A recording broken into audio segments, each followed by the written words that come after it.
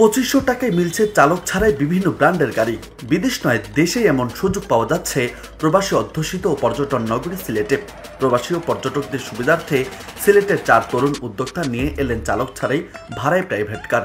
মাত্র 2500 টাকা থেকে 8000 টাকায় ভাড়া পাওয়া যাবে এসব নামি দামি ব্র্যান্ডের গাড়ি। তালিকায় রয়েছে মার্সিডিস, এরিয়ন কিংবা করোলার মতো নামি দামি ব্র্যান্ডের গাড়িও। যে কেউ নিতে পারেন তাদের সার্ভিস।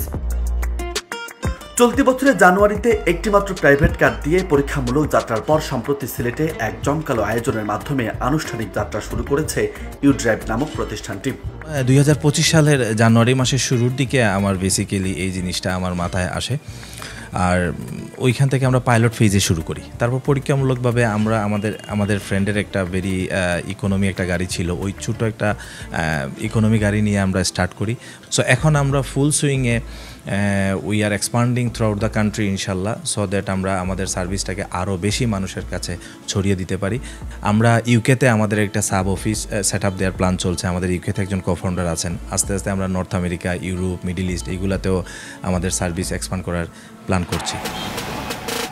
উদ্যোক্তারা জানান, বৈধ ড্রাইভিং লাইসেন্স এবং অন্যান্য আনুষঙ্গিক তথ্য দিয়ে রেজিস্ট্রেশন ও ভেরিফিকেশন প্রক্রিয়া সম্পন্ন করে যে কেউ ভাড়া নিতে পারেন সেলফ ড্রাইভ কার। এ বছরের শেষে তারা 10,000 ট্রিপ সম্পন্ন করবে ও নিজেদের পরিবহন পুলে অন্তত 100টি গাড়ি থাকবে। দেশের গণ্ডি পেরিয়ে ইউরোপের বিভিন্ন দেশেও তাদের এমন সার্ভিস চালু করার পরিকল্পনা করছে প্রতিষ্ঠানটি। প্রথম প্ল্যানে আমি কিন্তু ছিলাম না, পরে আফজাল ভাই এবং হাসান ভাই আমাকে ইনভাইট করছে যে ভাই আমরা এই ধরনের একটা সেলফ ড্রিভেন কার সার্ভিস শুরু করতে চাই, আপনি কি থাকবেন কিনা। তখন আসলে ওনাদের কলে অ্যাটেন্ড করে এখন আমরা কাজ করতেছি লাস্ট 7 মাস ধরে একসাথে। আমি আগে আপনার 4টা গাড়ি নিয়ে আমি সুবিধাবাজার স্ট্যান্ডে দিয়েছিলাম।